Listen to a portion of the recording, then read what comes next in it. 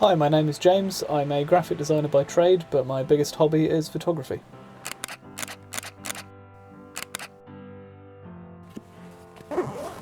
I bought my Leaf about 3.5 years ago, just after the facelift model came out. That was prompted by wanting to stop spending as much money on petrol and get a cleaner car that's better for the environment and better to drive. I took a few test drives in competing cars, but the Leaf was the standout choice. It has the best amount of range for the price that you're paying and a lot of tech features that competitors didn't offer. With the Leaf, it's a good car to go anywhere. I'm based on the south coast, so there's a lot of stunning landscapes sort of not too far from my doorstep. If I'm going on a longer trip, if I'm doing any motorway driving, then the ProPilot driver assistance, I find that to be really useful as well. A little bit more peace of mind when I'm on a motorway or on a longer trip. Also as well, if you're charging away from home, if you're going on a longer trip somewhere, I've found it really easy to find public charging.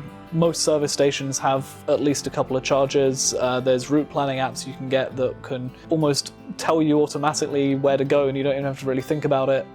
The environmental benefits of the Leaf are pretty important to me as well. I really like having to just not have to worry about tailpipe emissions and know that I'm not adding to that problem. I'm not putting harmful fumes in people's faces or anything like that.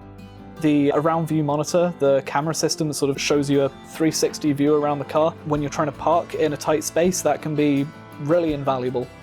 Inside the car, in terms of practicality, there's more than enough space for things I would take with me on an everyday trip, or most of my gear is fairly light, but even if I'm putting that alongside some other baggage, then it's absolutely very practical.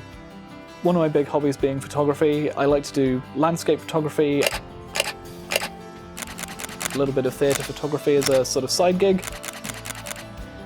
I do find the whole process of photography to just be very rewarding. So if you're trying to plan out a shot in your head from locations that you've seen or locations you've been before, and you're getting the lighting of the place just right, you're working through the conditions, you're setting up your gear, getting the perfect shot, bringing it home and editing it, and then if I can try and get a story into the frame, that's always a goal. My next car will certainly be another electric car. I think once I've made this jump, then there's no way I'd ever go back to a petrol or diesel